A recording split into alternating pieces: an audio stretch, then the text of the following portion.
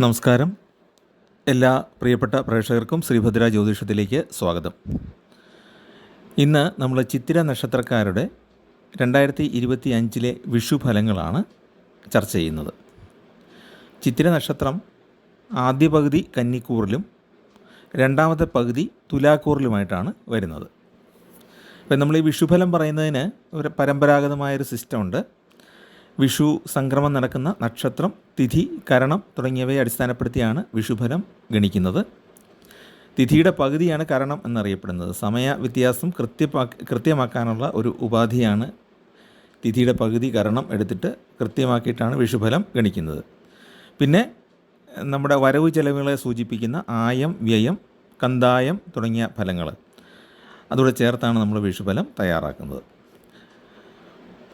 അപ്പോൾ നമുക്ക് ചിത്തിര നക്ഷത്രക്കാരുടെ വിഷുഫലം നോക്കാം. മീനശനി, ഇടവ വ്യാഴം, കൊല്ലവർഷം 1200, മേടമാസം 1-ാം തീയതി. ഉദയത്തിന് മുമ്പ് 7:25 വിനാഴികയ്ക്ക് ചോതി നക്ഷത്രത്തിൽ തുലാക്കൂറും കൃഷ്ണപക്ഷ പ്രഥമതിഥിയും വരാഹകരണവും വജ്രനാമ നിത്യ യോഗവും കൂടിയ സമയത്ത് മേട വിഷു സംക്രമം നടന്നു. 2025 ഏപ്രിൽ 14-ാം തീയതി പുലർച്ചെ 3:21 വിഷു സംക്രമം നടന്നത്. ചോതി നക്ഷത്രത്തിലാണ് വിഷു സംക്രമം നടന്നത്. ഈ സംക്രമം നടക്കുന്ന നക്ഷത്രവും അതിന് മുമ്പും പിമ്പിലുമുള്ള നക്ഷത്രങ്ങളൊക്കെ ചേർത്താണ് നമ്മൾ നക്ഷത്രങ്ങളെ പല കാറ്റഗറി ആയിട്ട് തിരിച്ചിട്ടുണ്ട്. അതിൽ സംക്രമം നടക്കുന്ന നക്ഷത്രവും അതിന് മുമ്പും പിമ്പിലുമുള്ള നക്ഷത്രങ്ങൾ ആദിശൂല നക്ഷത്രങ്ങളെന്നാണ് അറിയപ്പെടുന്നത്. അപ്പം നക്ഷത്രങ്ങളെ 6 വിഭാഗമായിട്ട് തിരിച്ചിട്ടുണ്ട്. ആദിശൂലം, മധ്യശൂലം, അന്ത്യശൂലം, ആദിഷട്കം, മധ്യഷട്കം, അന്ത്യഷട്കം. ഇതിൽ ഈ ഷട്കം ചേർത്ത് വരുന്ന നക്ഷത്രങ്ങളെല്ലാം ഗുണകരമായ വിഷുഫലവും ശൂലം ചേർത്ത് വരുന്ന നക്ഷത്രങ്ങൾ അത്ര സുഖകരമല്ലാത്ത വിഷുഫലവുമാണ് സൂചിപ്പിക്കുന്നത്. ഇതിൽ ആദിശൂലം എന്ന് പറയുന്ന നക്ഷത്രത്തിലാണ് ചിത്തിര നക്ഷത്രം ഉൾപ്പെടുന്നത്. ഇപ്രകാരം ചിത്തിര നക്ഷത്രക്കാർ ആദിശൂലം എന്ന ഗണത്തിൽ പെടുന്നത് കൊണ്ട് പൊതുവെ അനുകൂലമല്ലാത്ത വിഷുഫലമാണ് പറയാവുന്നത്. ഇവർക്ക് കാര്യതടസ്സമുണ്ടാകും. തൊഴിൽപരമായിട്ട് ശ്രദ്ധ വേണ്ട കാലമാണ്. വിദ്യാർത്ഥികളെ സംബന്ധിച്ച് പഠനത്തിൽ ശ്രദ്ധ മാറിപ്പോകാനോ മികവ് കാണിക്കാൻ കഴിയാതിരിക്കുകയോ ഒക്കെ ചെയ്യാം. ബിസിനസ്സിൽ നഷ്ടമുണ്ടാകാം. ധനദ്രവ്യാദി നഷ്ടങ്ങൾ ഫലമായിട്ട് പറയാം. ജാതകപ്രകാരം അനുകൂലമായ കാലഘട്ടമാണെങ്കിൽ വലിയ തോതിൽ ദോഷം ബാധിക്കുകയില്ല. പക്ഷേ ചെറിയ തോതിലെങ്കിലും ഇത് ബാധിച്ച് കടന്നു പോകും. ഇതിൽ ചിത്തിരയിലെ ആദ്യ പകുതി, അതായത് കന്നിക്കൂറിൽപ്പെട്ട ആളുകൾക്ക് കൂടുതൽ പരിശ്രമിച്ചാൽ മാത്രമേ നേട്ടങ്ങൾ കൈവരിക്കാൻ സാധിക്കുകയുള്ളൂ. ആത്മവിശ്വാസം എപ്പോഴും തുണയ്ക്കണമെന്നില്ല. ചിലപ്പോഴൊക്കെ അത് ദോഷകരമായിട്ടും വരാം.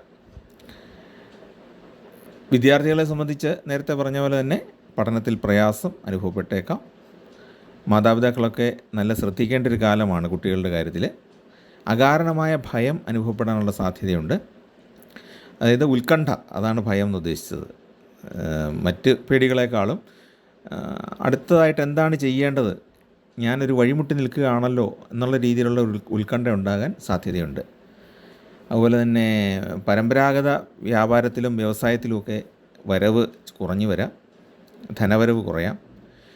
വിദേശത്ത് പോകാൻ ശ്രമിക്കുന്നവർക്ക് അത് സാധിച്ചേക്കാം. പണച്ചെലവ് വർദ്ധിക്കും. തടസ്സപ്പെട്ടിരുന്ന ഗൃഹനിർമ്മാണം പൂർത്തിയാക്കാനുള്ള യോഗമുണ്ട്. പക്ഷേ അതിനു വേണ്ടിയിട്ട് കൂടുതൽ ധനം ചെലവഴിക്കേണ്ടി വന്നേക്കും. പിന്നെ കുടുംബത്തിൽ പൊതുവെ സന്തോഷം നിലനിൽക്കുന്ന കാലമാണ്. ഈ ധനപരമായ പ്രയാസം ഒഴിച്ചു കഴിഞ്ഞാൽ മറ്റു രീതിയിൽ സമാധാനം നിലനിൽക്കുന്ന കാലമാണ്. ചിത്തിര തുലാക്കൂറിൽ വരുന്ന ആളുകൾക്ക് സമ്മിശ്രമായ ഫലങ്ങളായിരിക്കും കിട്ടുന്നത്. ജോലി കിട്ടാനൊക്കെ യോഗമുണ്ട്. തൊഴിൽ ഇല്ലാത്ത ആളുകൾക്ക് സ്വകാര്യ മേഖലയിൽ കൂടുതലായിട്ടും തൊഴിൽ ലഭിക്കാനുള്ള സാധ്യതയുണ്ട്. ജാതകത്തിൽ അനുകൂലമാണെങ്കിൽ, സൂര്യനും വ്യാഴമൊക്കെ അനുകൂലമാണെങ്കിൽ സർക്കാർ ജോലി കിട്ടാനും സാധ്യതയുണ്ട്. സ്വകാര്യ മേഖലയിലാണ് കൂടുതൽ സാധ്യതയുള്ളത്.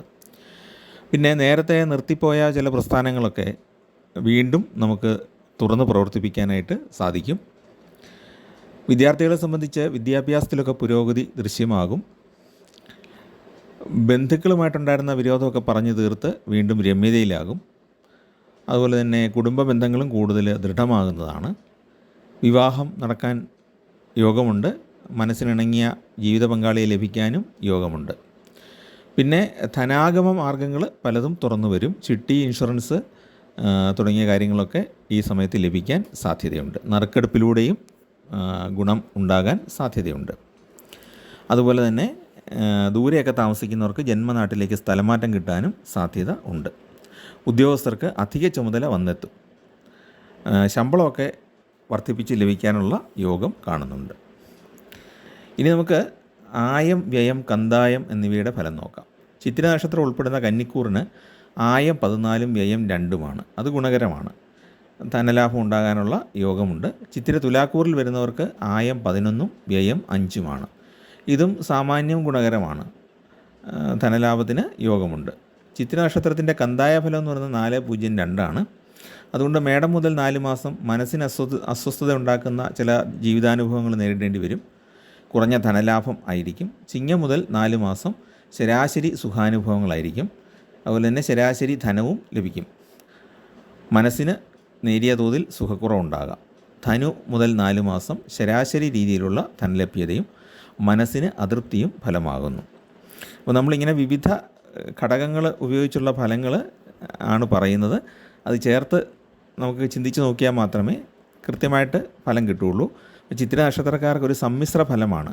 അപ്പം ചിത്തിര നക്ഷത്രക്കാർ കന്നിക്കൂറിൽപ്പെട്ടവരാണെങ്കിലും തുലാക്കൂറിൽപ്പെട്ടവരാണെങ്കിലും അവരുടെ ആയം അല്ലെങ്കിൽ വരവിൻ്റെ ഭാഗം കൂടുതലും ചെലവിൻ്റെ ഭാഗം കുറവുമാണ് എന്ന് പറഞ്ഞാൽ പോലും ഈ വിഷുഫലത്തിലെ ആയവും വ്യയവും സൂചിപ്പിക്കുന്നത് ധനത്തിന് ദാരിദ്ര്യമുണ്ടാവില്ല എന്നുള്ളതാണ്. ധനം കയ്യിൽ വന്നാൽ അത് ഒന്ന് ഹോൾഡ് ചെയ്യാൻ പറ്റും, പെട്ടെന്ന് ഒഴുകിപ്പോവുകയില്ല.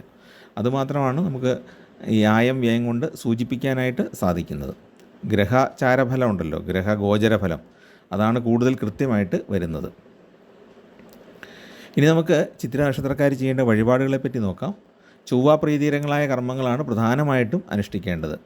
ചൊവ്വയുടെ അതിദേവതകളായ ഭദ്രകാളിയെയും സുബ്രഹ്മണ്യസ്വാമിയെയും എല്ലാ ദിവസവും ഭജിക്കുന്നത് ഏറ്റവും നല്ലതാണ്. അതുപോലെ തന്നെ മകയിരം, ചിത്തിര, അവിട്ടം ഈ 3 നക്ഷത്രങ്ങളിൽ ഏതിലെങ്കിലും ക്ഷേത്ര ദർശനം നടത്തുന്നത് നല്ലതാണ്. പൗർണമി വ്രതമെടുക്കുന്നതും അല്ലെ പൗർണമി ദിവസം ദേവീക്ഷേത്ര ദർശനം നടത്തുന്നതൊക്കെ നല്ലതാണ്. സുബ്രഹ്മണ്യ പ്രീതികരങ്ങളായ ഷഷ്ഠിവ്രതം അനുഷ്ഠിക്കുന്നതും ഷഷ്ഠി ദിവസങ്ങളിൽ സുബ്രഹ്മണ്യ സ്വാമിയുടെ ക്ഷേത്രത്തിൽ ദർശനം നടത്തിയിട്ട് യഥാശക്തി വഴിപാടുകൾ ചെയ്യുന്നതും ദോഷപരിഹാരത്തിന് വളരെ ഉത്തമമാണ്. ഇതാണ് നമുക്ക് ചിത്തിര നക്ഷത്രക്കാരുടെ വിഷുഫലമായിട്ട് പറയാനുള്ളത്. ചാനൽ ഇഷ്ടപ്പെട്ടെങ്കിൽ നിങ്ങളൊന്ന് സബ്സ്ക്രൈബ് ചെയ്യുകയും നിങ്ങളുടെ കൂട്ടുകാർക്കും പരിചയക്കാർക്കൊക്കെ ഒന്ന് ഷെയർ ചെയ്ത് കൊടുക്കുകയും ചെയ്യാനായിട്ട് അപേക്ഷിക്കുന്നു. എല്ലാവർക്കും നന്മയുണ്ടാകട്ടെ, ഈശ്വരാനുഗ്രഹം ഉണ്ടാകട്ടെ, നിങ്ങളുടെ കുടുംബത്തിലും സമാധാനവും സന്തോഷവും ഉണ്ടാകട്ടെ എന്ന് പ്രാർത്ഥിക്കുന്നു. നമസ്കാരം.